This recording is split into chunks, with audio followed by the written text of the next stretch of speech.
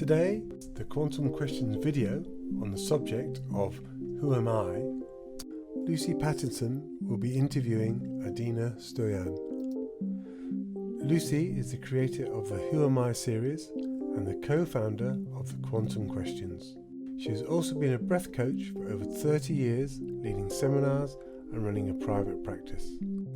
Adina Stoian is a teacher with 30 years experience of yoga, meditation and esoteric inquiry, with a vast experience in working with spiritual knowledge through courses, seminars and workshops all over the world. Through her work with personal practice, she explores human existence and spiritual transformation. If you'd like to know more about the Quantum Questions, please go to the website www.thequantumquestions.com. I'm Lucy Pattinson, and I'd like to welcome our listeners to the Quantum Questions podcast. Thank you very much for joining us. Today we have what I think is an unanswerable question: who am I?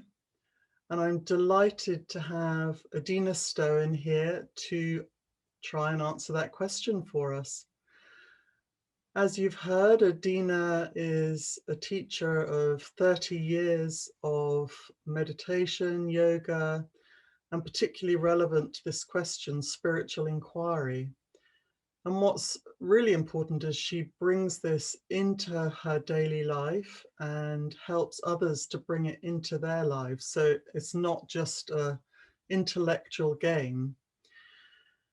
So Adina, this question, people often ask when they're in a time of turbulence, insecurity, they're wondering who their core self is. Is that the best time to ask, who am I?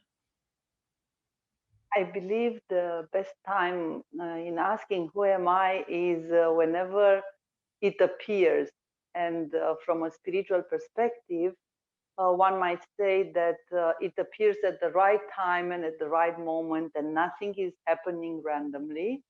And most likely, it's a moment of grace when one becomes self-aware of the, we may call it roller coaster of life, or sometimes even hamster wheel, you know, this endlessly rotating routine of duties and petty things that eat up our best years and energy and potential. In the spiritual tradition, about the moment of, let's say, waking up, it is said that it is a moment of grace supported by some cosmic forces. There is even a cosmic power in the spiritual tradition, the cosmic power of time and transformation, whose touches are exactly this moment of waking up. Unfortunately, very few people wake up in the moments of happiness or delight, and they are kind of more receptive in the moments of sorrow or in times of tragedy. And we easily can see this around whenever is, and it is so super touching. Maybe it is the most beautiful side of the news when they announce, you know, news now just announce tragedies and bad things. And if one wants a dose of depression and desperation, just look at the news. But sometimes in the news, together with this bad news announced, it's coming this solidarity of people waking up in front of a disaster, coming together and being together, working together, and then starting to come back to their core values, to the very essence of being human, to the humanity. Yeah, wow, beautiful. So if in this moment of despair you get this grace and cosmic power asking you to ask the question, who am I? Also, I what would would be like the best way to run with that in a way? Because that can be answered on so many levels, can't it? of course, I remember a beautiful joke I used to say always in opening lectures about spirituality, about yoga, tantra, other subjects. Um, it is a joke about, it can be adapted. I put it always to myself. Let's say that wonderful woman finishes her job on the earth and then goes to heaven, since she was wonderful and did, as we are taught, everything right and righteous, and she was virtuous and did good deeds. Definitely, allegorically, you arrive at the gates of heaven, and then Saint Peter in Christianity is waiting to see if you are allowed to enter inside. And then Saint Peter is asking, who are you? And why do you believe you belong to heaven? Yeah. And what would I answer? And I would answer, of course, I'm Adina. Then Saint Peter would stop and ask, I didn't ask you what's your name. I ask you who you are and why do you believe you belong to heaven? Then I would say, I am a virtuous woman and I did this and that and I was teaching and devoting my life to some spiritual ideas. And he would say, I didn't ask you what you did. I didn't ask you who your wife are. I didn't ask you how many children or what you left behind. I asked you, who are you? And why do you believe you belong to heaven? And we can go to the joke further because, and once going in the joke, you actually see how people identify with different things. We identify with our names, we identify with our social identity, even with our gender, though today is a very fluid thing. You could identify or not, or change it, or big discussion there. Or you could identify with social position, with your career, with your properties, with your family, with so many things, but that's not. And the final of this joke is that Saint Peter said, darling Adina, I'll send you back on the earth because you don't know who you are. So you cannot enter in heaven. You don't know who you are. So I like it very much. It is a little bit of a Christian adaptation of the Sphinx question. If our listeners are familiar with Egyptian mysteries, it is says that the Sphinx guarding the gate toward afterlife, beyond the world, something, something, they are always asking this question. And it is said that you stay there in the middle of their pose. The Sphinx is such a mythical creature with half body as a lion and a head, a human head, sometimes a woman. And then you are there exposed and they just stare at you, or she stares at you. This mythical creature asks who you are. And if you don't know the answer, some laser beams from the eyes are just vaporizing you. It's another kind of a legend pointing to the same thing, that it is such a fundamental question and it is so little addressed. Is it actually answerable? Because you were saying how people identify maybe with gender, with social status, and that's all constantly changing all the time. So therefore, isn't who we are constantly changing? Is there ever an answer? Actually, you already touched the part. Who we are is never changing. Who or what we identify ourselves with is ever changing. And the feeling, this is actually the beginning of the spiritual inquiry and the beginning of the spiritual awakening, because if one is just, as the masters, the yogi master says, remembering how you were when you were so little, playing only with your toys, being super happy, imagining that you are already in paradise with your parents taking care of everything, and everything is the perfect way to be. At least that was my childhood. I really believed that that's heaven. And why my grandma would speak about heaven, because heaven is here. Look how marvelous life is. So there, I would still have the feeling that I exist somehow. There is a very seed, very deep seed inside, which is this: I know that I am. It's a knowledge. And from here we can enter in a big field of, it's called in the Kashmir Shaivis tradition, the doctrine of self-recognition. The very most simple and most complicated thing to actually embrace completely and go beyond false identifications to this most simple and most complicated reality, that the feeling of I am is always the same. It's never changing. And it's not so much touched by the fact that you feel like a woman, walk like a woman, or kind of, now I remember songs, or all kind of other things, but it's a feeling that you do exist and you are the same as yesterday, the same as in the childhood. And hopefully when you wake up tomorrow, did you ask yourself, Lucy, who knows inside of you when you wake up next day that you are you and not somebody else? It's that we know it's a knowledge, but it's a knowledge beyond the mind, is a knowledge beyond the beautiful clouds. You have such a beautiful view behind, the beautiful clouds that cover our consciousness and makes us stay low, so to speak, and makes us identify with the lower aspects of our being. And the entire point, the entire essence of following a spiritual path is to you say it in English, disidentify yourself, or it's a good word. I'm not sure if it's a real word, but I like it. We'll understand that word.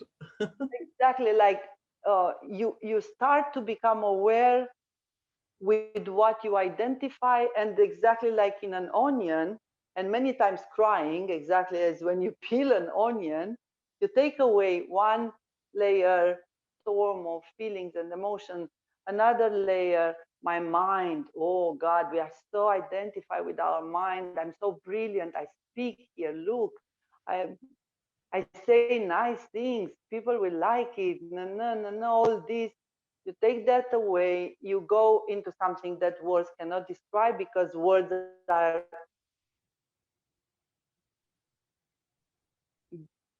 down, more not above, speak, and then you enter into something which is totally crystalline somehow, and pure, and high and low, and all contraries are like in one. And even there, that's still not like the end. And then in states, in meditation states, in profound yogic states, you go beyond. But what takes you, this Ariadna wire or thread, I think it's called, this that takes you through the labyrinth, is the Greek myth of the labyrinth of Ariadne, or I hope you call it like that, with that helped the hero to get out of the labyrinth and escape the monster which was there. This thread that takes you through all these labyrinthic identifications is always the same, is this feeling that I am, and I am regardless if I am good or bad, or if I feel good or bad, or if I think something or not, if anything. It's called pure existence, and I think we cannot define it anything else. So this who I am doesn't change. It's this pure part of you that never changes. But is your who I am different to who I am? That's a question to figure out when both of us would know, would be one with who we are. What I can share from my experience, that working with the yogic technique that awakens superior chakras, the four centers placed in the head area, and especially the one that resonates with the energies of transcending contraries and transcendence as such, you start to feel that everything is one, and then there are no differences there. So tradition says that who am I is the same, and when we arrive there, we are one. One with all the nuances, one with all the particularities and beyond that. So the nuances, meaning your nuances compared to my nuances. Is that what you mean? No, I mean that we try to model in words something which is beyond the words. Yeah. It's like when we are, I can use a metaphor. If both of us would be very good in painting, some artist in painting, and I would ask you, paint the beautiful view outside, and you would start, and I would paint the beautiful view outside. We paint the same thing, but definitely your style and my style would be different. But somebody on our same level of consciousness, a human being, not a cat, for a cat would be totally ununderstandable, but a human being would be able to recognize that we painted the same thing, but there are particularities of style and nuances, and maybe you would emphasize more the clouds and I would emphasize more the valley, or something that would impress me more. But in the end, the reality is the same, and still what we are able to paint is not what it exists in reality, is a description. And that's why when now both of us, we try to put in words this, we get a description. And my description is with my words, with my tools, with my brush strokes. Your description might be with other nuances. But if we are there both together, we describe the same reality, but that reality will not be recognized by somebody who's not there.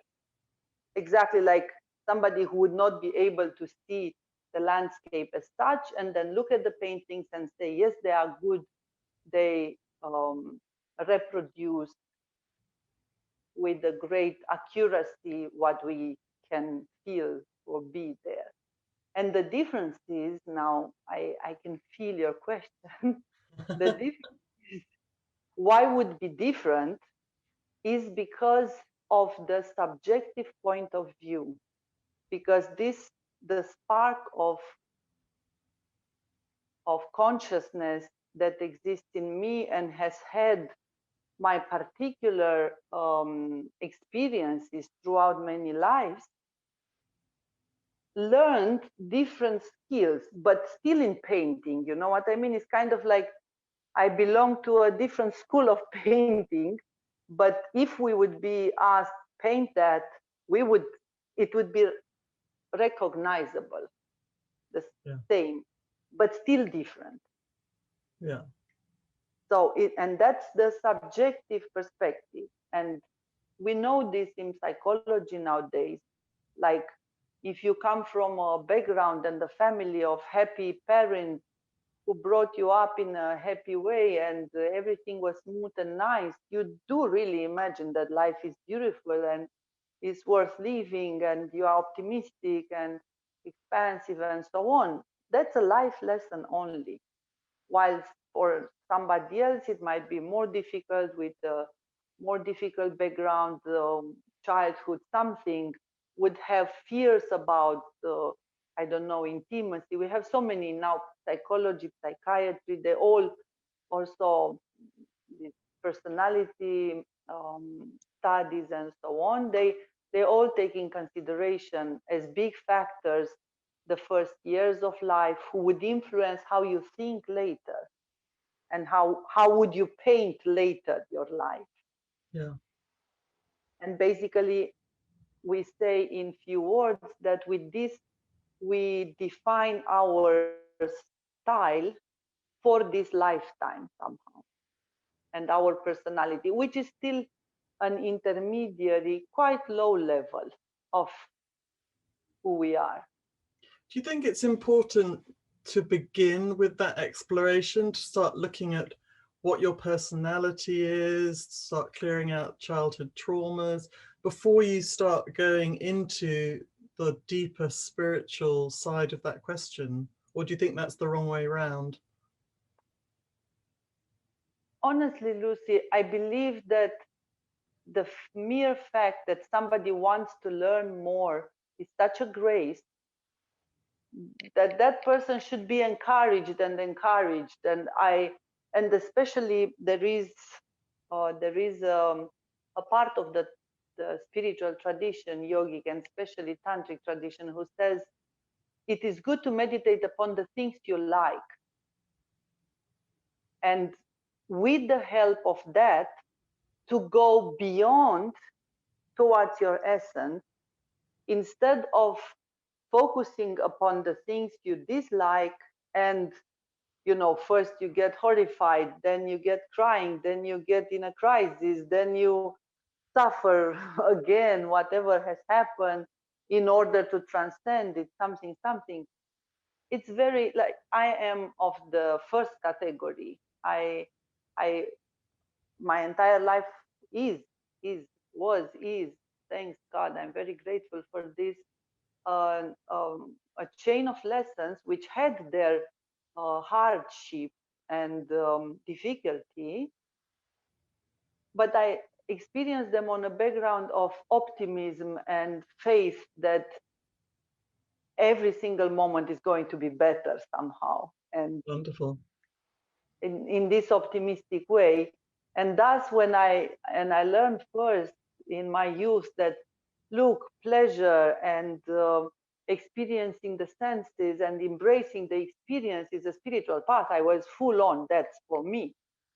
But I have very good friends, very dear to me, even family members, that they really like to dig into difficulties and put them aside and try to explain and so on. And I see that if they don't solve that, they cannot move on. So it's very, very particular from a case to a case, how is better for each and everyone. And exactly this specific, how is the best for each and everyone, it is many times described through what category of archetypes of personality or soul we belong to. I see. Yeah. Yeah. So, and that's why it's good to have the knowledge, because then you would not blame yourself or blame your friend. Some blame me, you are superficial because you just move on from what's difficult towards better. And I say, what's wrong with this? If anyhow everything is an illusion and we live in a dream, I choose a good dream, not a nightmare. Like, why to choose a nightmare? And they say, no, but there is something. And you can see that they are like, we want to dig into that and to feel the intensity of the pain. Good. Your choice. Welcome with your choice, and so on. But um, the most important here is maybe not to classify which is better. Maybe is to be aware if you progress in what you are doing. Because if in a time frame you observe that you just spin around your tail now with a spiritual, so to speak, hat, believing that now you walk on a spiritual path, but it's still, a dead end where you spin around, then you should get out from there. It's needed to get out. So if progress is there, and if that progress makes the soul happy and you feel you get closer and you measure yourself. This is what I love very much about the tantric and spiritual and yogic path I am walking, is that it's offering criteria to measure yourself. And therefore you are not so lost. I can see, compared with 1 year ago, where I made progresses, and even compared with a month ago or something. And therefore I can check myself, and then I enjoy. Wonderful. So this is the people that by grace have actually begun to ask this question. What about those who, and in fact I came across one the other day, I invited to the Who Am I series, and he said, well, I know who I am. And that was the end of the subject. What do you do with people that are not even curious enough to go further with that question? Lucy, I will quote interesting. I had a talk about the same topic with a new friend now, who has started some private lessons on this yoga path and is very keen on that. And we spoke about some persons dear to him. How would they meet this? Now, one is starting to transform the life, not eating that, doing strange postures, meditating, doing retreats and so on. And what about the others? Something. And I will share my, let's say, lifetime conviction, you call it? Yeah, conviction, yeah. Conviction, which is a Christian proverb. And this Christian proverb says, the wise one shall not fool, shall not twist the minds of the simple one. It's a sin. So the responsibility is to the one with the larger perspective. I would not call myself wise, but I could observe that I have a larger perspective in some issues compared with others. And in this way, the responsibility is to me to kind of choose wisely and considerately what to share with the others, to not create disharmonies in their lives. So the question for this situation is, if a person strongly believes that knows who they are and what's the path in this life, they are happy with it and they don't ask for more, I'm sharing their happiness. There is a happiness in that as well. It's the happiness of ignorance, but it is there. Yeah. And I would not push it. I totally trust the cosmic power of transformation that will kick whoever needs to be kicked in the right moment, because else is exactly like you would try to get a fruit down from the tree before it's ready, and then you will just get bitter fruit, like unripe fruit. And why so? We leave everyone to grow. I personally do this. I was very missionary in my youth. When I started everything, I tried to convince all my family, all my friends, all my mates there. And I managed with some, and we are still together on this path. And I had big failures with others. And I learned this, that there is a time for everything. And that time is very personal. Yeah. So not to judge others. Not to judge and not even to push. You could just be present there. You could just share your presence and stand for your principles. That's also the other side of the story, because there are people who try to push the others, start this, do that, because I tried it and it's good. Please do it yourself, convince yourself. No, no, no, no, no, no, which is wrong. And there are the others who, because they don't want to disturb, they would make compromises. Then I would allow you to smoke in my room just to not create a disharmony in our relationship and so on. No, I will not allow you to smoke in my room. I respect your choice if you want to do this with your life or whatever, but I stand for my principles. Since I am convinced that this is not good, I will not accept it. But I will not go after you to try to convince you to quit smoking. Yeah. So that's kind of like, you stay firm in your principles and be integral. I so adore this notion, this virtue of integrity, and it's so complex, it's so vast. I'm in the year of integrity. This is what I'm studying somehow. And there are so many beautiful angles. Integrity, it says that doing the right things when no one is watching you. And then I realized actually the universe is watching you all the time, so you better do the best of you, not only the right thing. And then if everyone aspires to do the best, to the highest of our moral principles and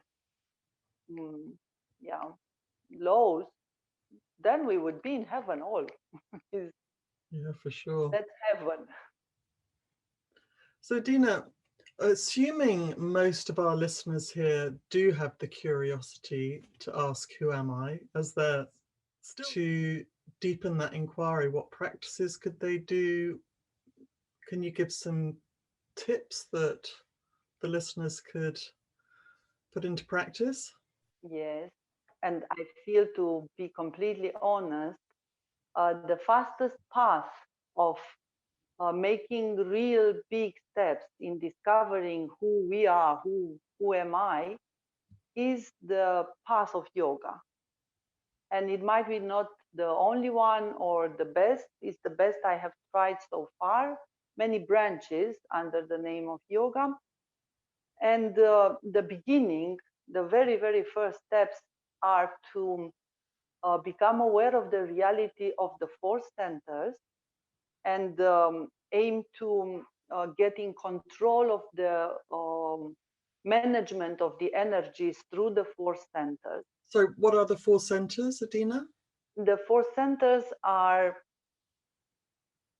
the four centers, called in Sanskrit chakras, are some systems. I think it's the most appropriate word to describe this notion. Some systems existing in our being that are able to receive energy and emit energy. Some complex devices, if you can call them like that, which assure our functionality.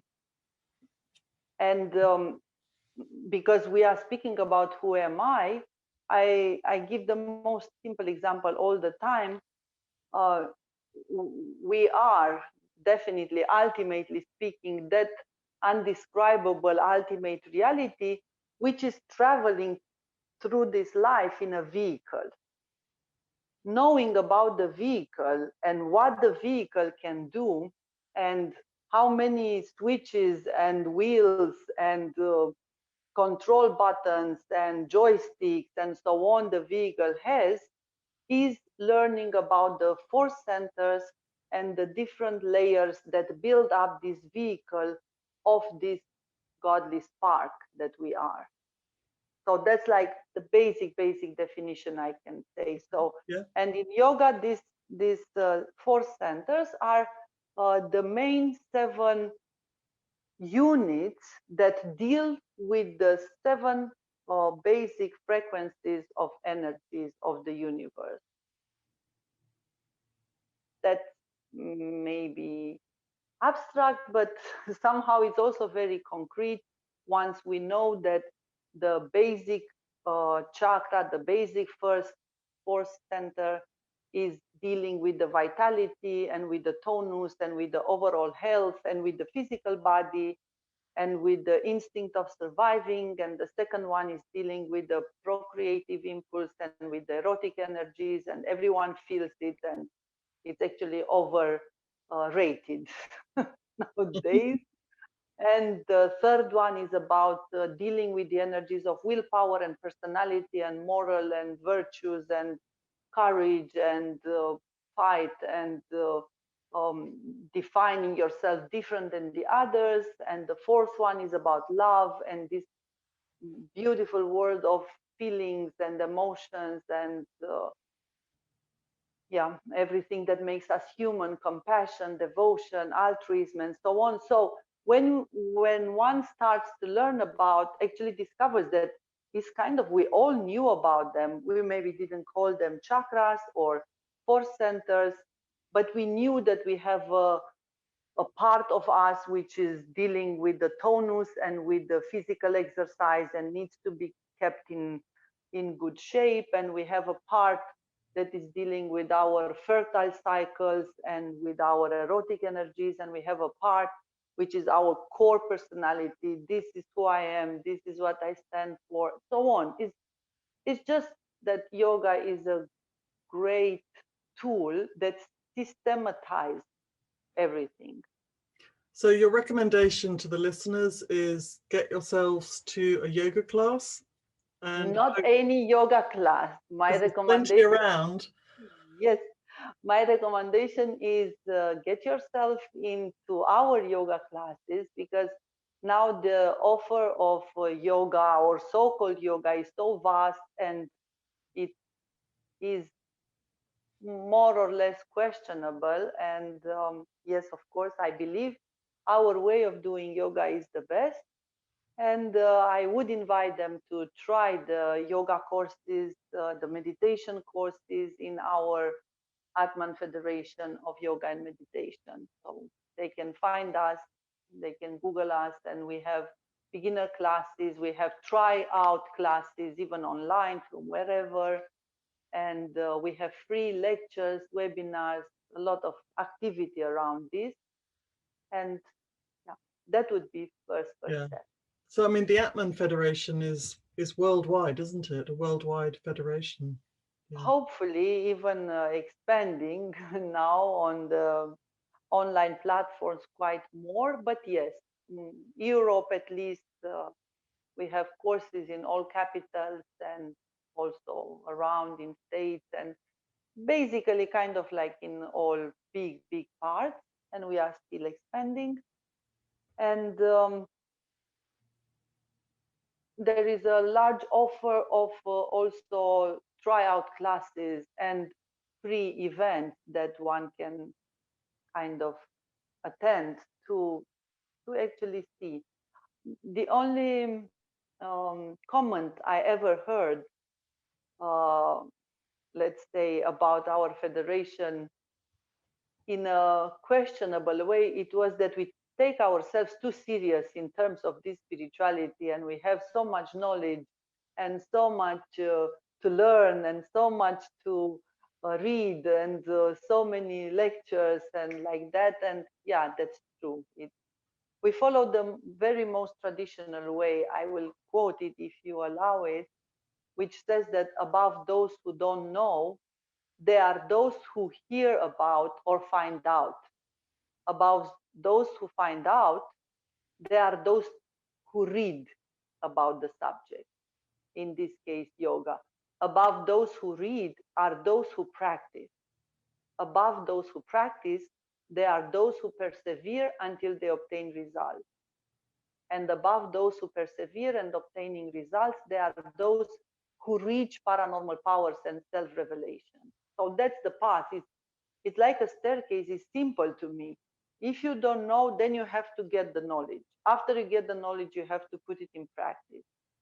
After you put it in practice, you need patience, perseverance, and also devotion for that journey. Else, we just start in all directions and actually fluffy around and don't reach anywhere.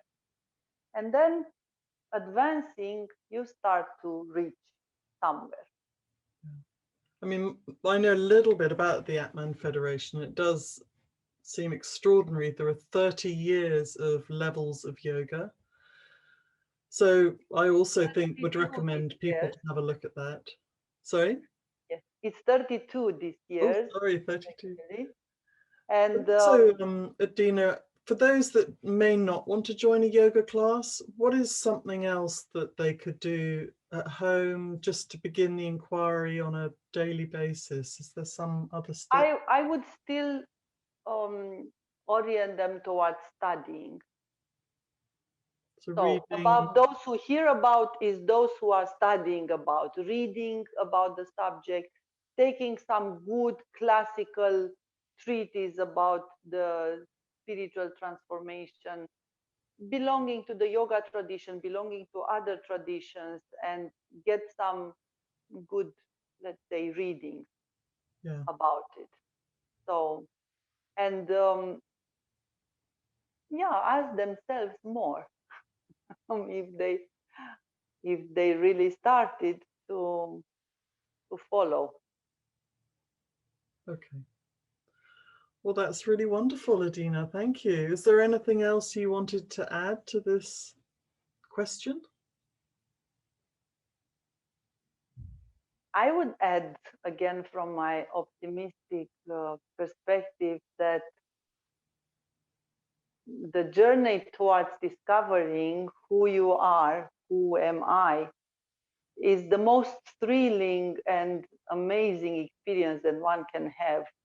So even if one is also taking the life only the good side or the sunny side of the road, it beats any kind of other experiences. If you want intensity and adrenaline, thanks God you will have so many tests, adrenaline will be there. If you want turns and surprises and so on, it has that. It's basically exactly according to the resonance of each and every one. The universe answers to exactly what you wish for. Whenever we honestly wish for something, for some answers, those answers are also looking for us. So staying into this effervescence of asking and inquiring is the basic start. Wonderful. Well, thank you so much. You answered those questions with a great deal of ease, which impressed me. Most of us would struggle a lot with that. So thank you so much. I also thank you, Lucy, and hope that we will continue on other subjects as well. It's been a pleasure, a delight to spend this moment together. Yes, we would love to have you back on Quantum Questions. Bye-bye, Adina. Thank you. See you. Bye-bye. This has been a The Quantum Questions production. If you'd like to know more about the Quantum Questions, please go to the website www.thequantumquestions.com.